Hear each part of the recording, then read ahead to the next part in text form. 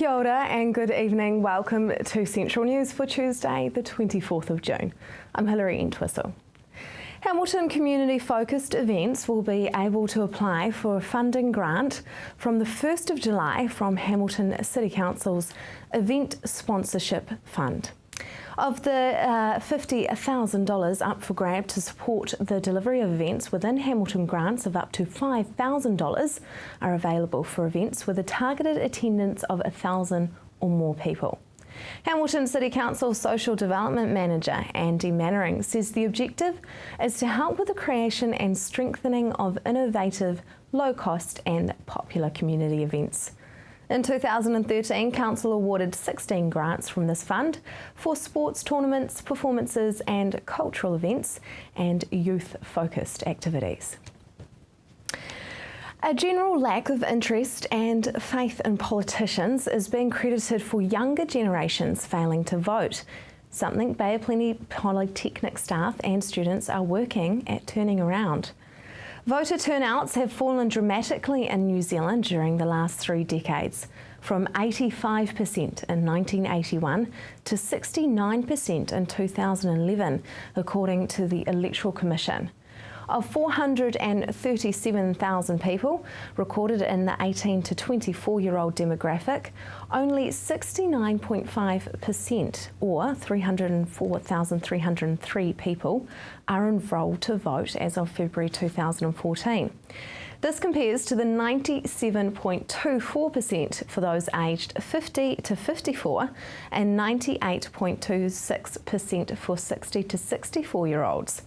Bay of Plenty Polytechnic Student Experience Coordinator Kristen Crossan is working at rectifying the voting decline by encouraging political debate at the Polytechnic, inviting all local parties and candidates. It's tax refund time and the IRD estimates it's got $39 million of Tauranga taxpayers' money to hand over. If the entire population of Tauranga claims the overpaid tax owing to them, more than $39 million might be injected into the local economy, says the IRD. New Zealand Tax Refund CEO Sila Hagati says 93% of their customers have overpaid their taxes in the last 5 years. There is a good chance that Kiwis are owed some of their money back. Hamiltonians are being asked how they use the facilities the city provides for dog owners to exercise their pets and whether they have any ideas on how they can be improved. Council is using the review of the current dog control policy and bylaw as an opportunity to create a long-term plan for dog exercise areas in the city. National Dog Database statistics show there are 530,359 dogs registered in New Zealand and 10,522 of them are in Hamilton City District. Councillor Angela O'Leary, who is part of the working group of councillors reviewing the policy, says she wants Hamilton to be a much more dog-friendly city. Now for our region's marine forecast for Wednesday. West coast, early 35 knots with a very rough sea. It's easing later on Wednesday, northwest to 15 knots. Your high tide in Raglan is 8:31 a.m. East coast, rising to northerly 30 knots early. Drizzle, then late rain, and it's 17:53 for the high tide in Tauranga. Just ahead, are corporates more at risk when travelling overseas?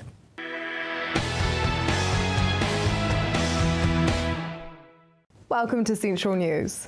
Tauranga's export and manufacturing-led economic growth means local executives from the area are travelling offshore more frequently to develop new export markets. Orbit Corporate Travel is setting up a new office in Tauranga.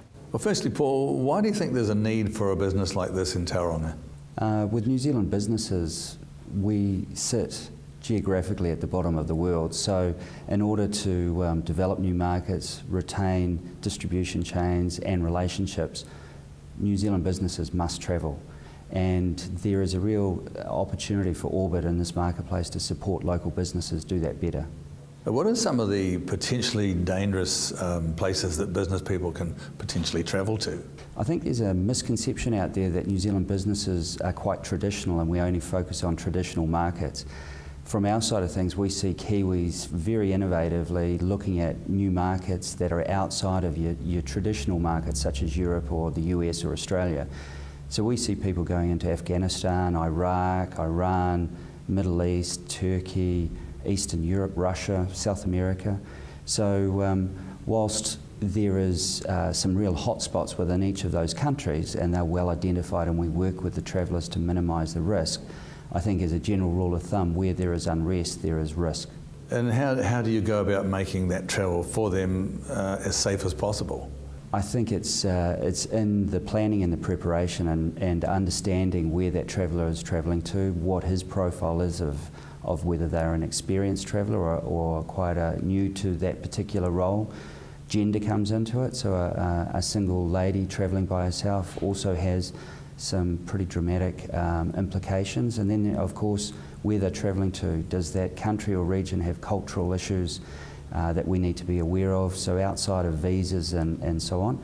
But we work with the individual client as a traveller and then the company as a customer of Orbit to mitigate those risks, plan for them, and then we go about making sure that their transfers are organised. Rather simple things like, rather than arriving at an airport at the middle of the night and jumping into a taxi, you organise a vetted taxi, private transfers. We do everything from bodyguards to making sure that the hotel that they're booked into has the right safety precautions. And in some cities, through Indonesia and Philippines as examples, and now in the Middle East, we look at where those hotels are located and make sure that they are low risk. Now, one of the kind of exciting services you offer, Paul, through your new concept is on-ground crisis support. Now, that can mean a lot of things, but in your particular case, what is it exactly? What's involved? I think we are there alongside the traveller every step of the way. So we won't be carrying their bags or travelling with them, but we can mitigate those risks, as I said, by doing all the pre-planning. For groups, we look after a lot of business groups and school groups. We send one of our staff or two of our staff, depending on the numbers, to actually travel with them, and that provides them the safety aspect and the logistical support that they need to get on with what they are doing and not worry about the travel side of things. It's been a couple of years since Scotty Stone has featured on Central News, and the Hamilton-based Muso has been up to plenty. Amanda spoke to him about what he's been doing. Scotty Stone, thank you for coming back in to talk to us about New Zealand Music Month. It's been and gone. Now, how beneficial is it to musicians? To be honest, I didn't notice too much. I mean, I wasn't involved in it this year as much as in previous years, but I didn't notice too much going on. I don't know if that was, I might have been too busy with my own gigs and stuff, but yeah. I assume it went well for most musicians. Yeah, it's almost as if it's sort of losing its relevancy. It's kind of like Christmas, you know, it gets a bit, every year it's a bit, yeah. Yep, no, that's all right. So do you think, as an unsigned musician, do you feel there's enough support for unsigned musicians, say from the government? I think it depends where you are and who you know, a lot, yeah.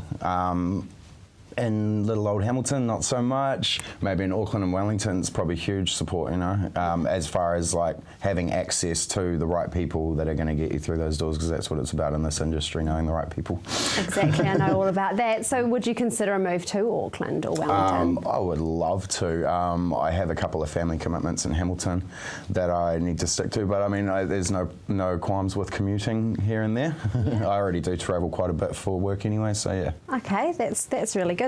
So how often do you get asked to perform for free? The old koha gigs. Yeah, it's funny, quite often.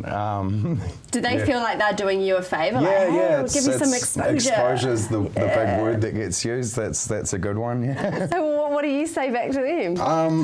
You know, without like, I mean, obviously not family-friendly response. Yeah, within a friendly, respectable manner, I sort of, you know, what do you do for a job? Oh, you're a plumber. Oh, could you come and fix my toilet for free, please? You know? See how they react to that. Yeah, no, the cheek of it. So booking gigs, do you manage all that yourself? You book all your own gigs and everything like that. Now, do you struggle to book gigs, or is it relatively steady? I go a lot on word of mouth, so it's good with weddings.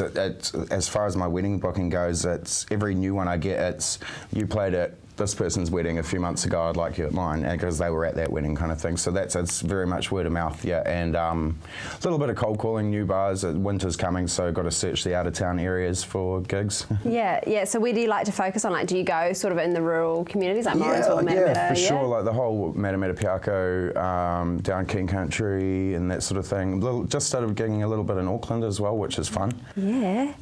Absolutely. Now, so what advice would you have for an 18-year-old that's wanting to get out there? Well, where should they start? Busking. Busking? Yeah, get out there and like build confidence busking. And I did that a lot when I first decided that I wanted to play solo gigs. I went out there busking just to sort of get that feel of playing in front of people by myself, and yeah, that helped out a lot, I would say. And what were some initial reactions to you playing? Were people stopping and listening? Yeah, stopping, listening, giving monies, and that's definitely that's the boost of the confidence. You know, if somebody drops in even a 20-cent piece, you know, they've thought about giving you money. You know, it's cool. It's always good to see young Hamiltonian musicians making a name for themselves, so get out there and support your local acts. Coming up next, the Rural Bachelor of the Year.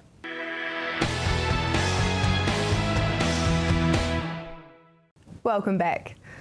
After careful deliberation and an evaluation of the finalists' results in each of the 13 heats, the winner of Field Days Rural Bachelor of the Year 2014 was announced at lunchtime on the final day of Field Days to a packed-out Village Green.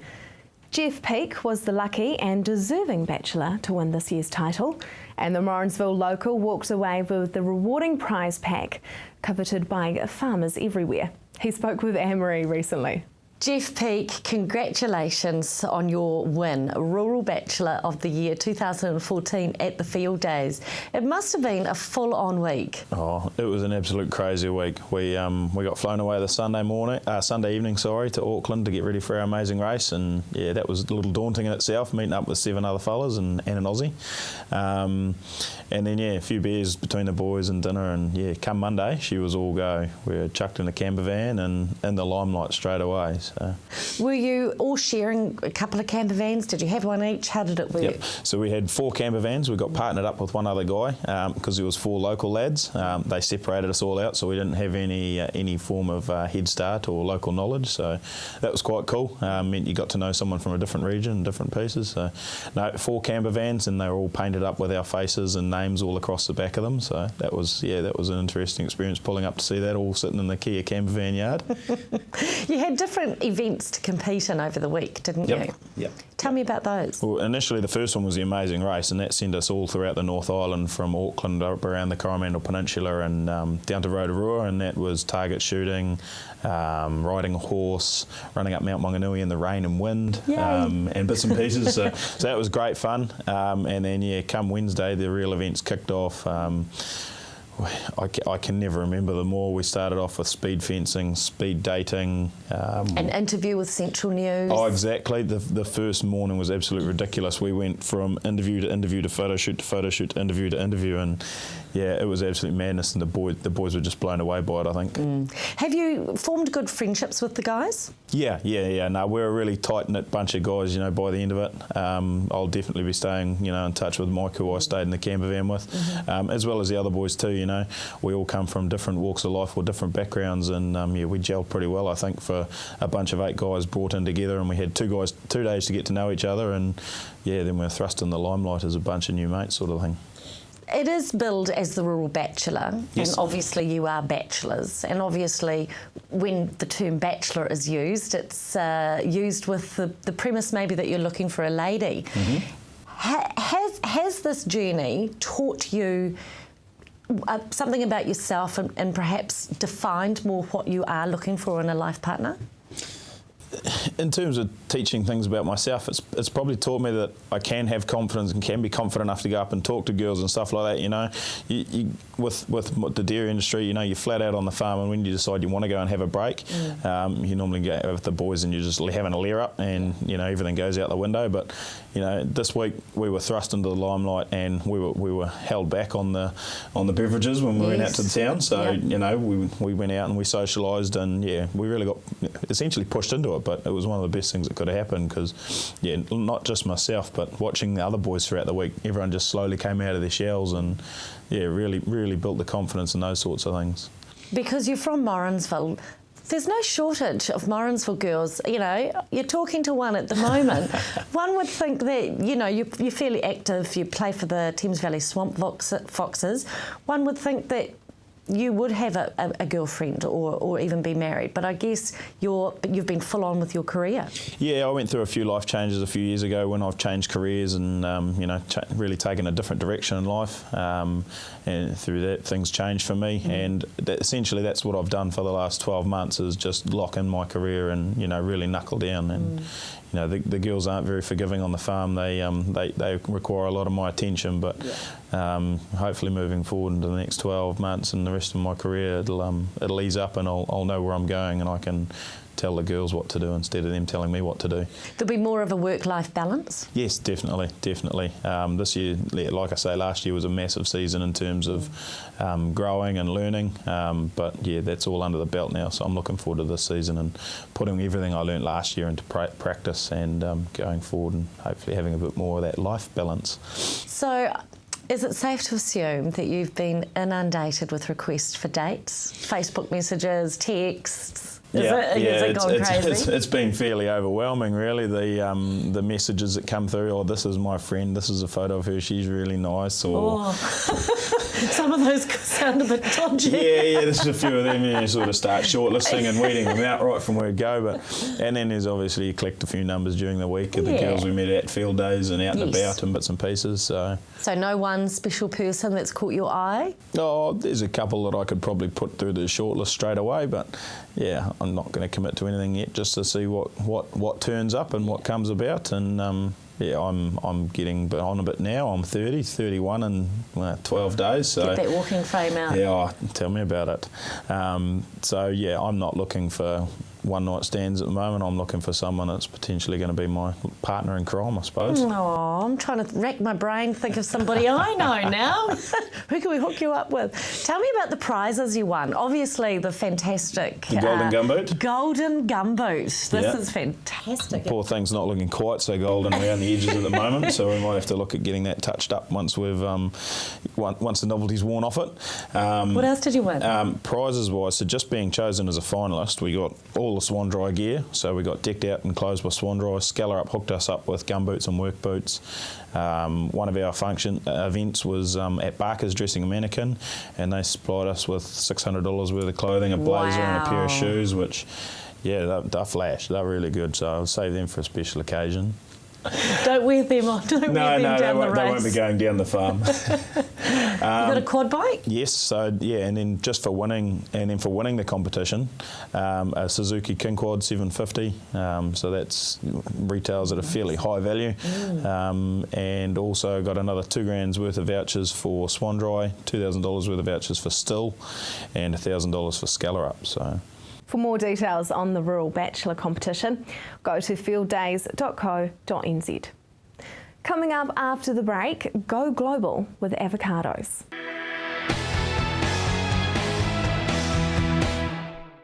Welcome back to Central News. The avocado industry and the Ministry of Primary Industries have partnered to introduce Go Global. So our New Zealand Avocados Go Global is our very recently signed primary growth partnership that we have negotiated with the government to invest over a 5-year period in our industry to achieve some ambitious goals but attainable goals based on a business case that we've developed as an industry. Now, this particular partnership with the government, primary industries, etc., is obviously pretty important. It's obviously aimed at improving sales and productivity. So how much will it improve things? We're taking this from the 12-13 season, not the season we've just had, but we're looking to triple productivity so that growers are looking from an average of 4 tonnes a hectare up to 12 tonnes a hectare, and from a export or from a value purpose, we're looking to quadruple value to 280 million by 2023. Now, the program has a strong focus on information sharing, so how do you hope to encourage that within the industry? Well, I think one of the things we achieved in the year we've just had, which has been very successful, we shared a lot of information. So it's everything we do when we're putting fruit into the New Zealand market, we look at what fruit's coming. We need to always match supply and demand. So in the New Zealand market and the Australian market and the Asian markets, it's really talking, sharing information, what crops out there, when should it be harvested, what are the consumers thinking, what are the retailers thinking, when should we be putting the fruit in, making sure our advertising and promotional campaign ties up with that to really match that supply and demand. That's where we drive value. Now, recently avocado has been categorised, if I can use that word, it's been categorised as a superfood. So will this research and that category be included in Go Global? Absolutely it is. We are promoting an avocado from New Zealand as having amazing attributes itself. The superfruit comes from it's the only fruit that's got fat, protein and carbohydrates in it, and about 23 vitamins and minerals. So it's amazing fruit. You can have it as the first food for babies, and also right through. You can have it at every meal as a snack. So it's got these amazing health attributes, and it's delicious. Okay, how aware are New Zealanders of the qualities and what exactly what avocado is in the marketplace? I think you're right. We're probably not aware enough. We're just putting a campaign together, which is the first activity out of Go Global, where we are looking at the unique properties of avocados, and particularly avocados from New Zealand, and we'll be marketing that in New Zealand as well as our export markets. Now, some years ago, of course, avocado was in some ways a bit of an elitist food, but now it's for everybody every day, isn't it? Yes, we absolutely think avocados are amazing anytime, and that's our tagline for the current season. You can find out more about the Go Global initiative by visiting nzavocado.co.nz. Now for our weather for Wednesday. Hamilton, rain developing in the afternoon and a strengthening northeasterly. Your expected high is 17 and an overnight low of 11. The rest of the Waikato, cloudy with rain developing during the afternoon and northeasterly strengthening there too. Paeroa 16 and 10, Matamata 16 and 11, Te Awamutu 17 and 11, and Tokoroa 14 and 12. Bay Plenty, Tauranga, drizzle turning to rain and a strengthening northeasterly. Your expected high is 18 and an overnight low of 14. Te Puke, drizzle turning to rain during the afternoon, becoming heavier in the evening and a northeasterly strengthening for you too.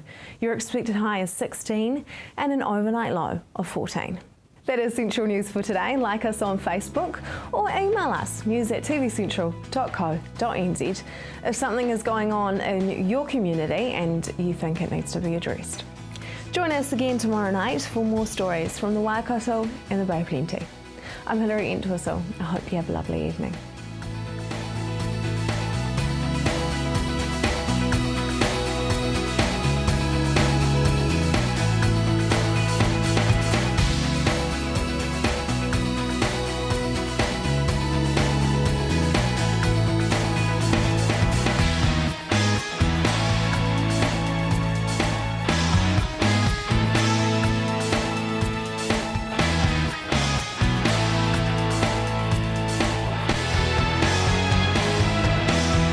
This has been an Alpha Media production, a division of Television Media Group. Supporting local content so you can see more of New Zealand on air.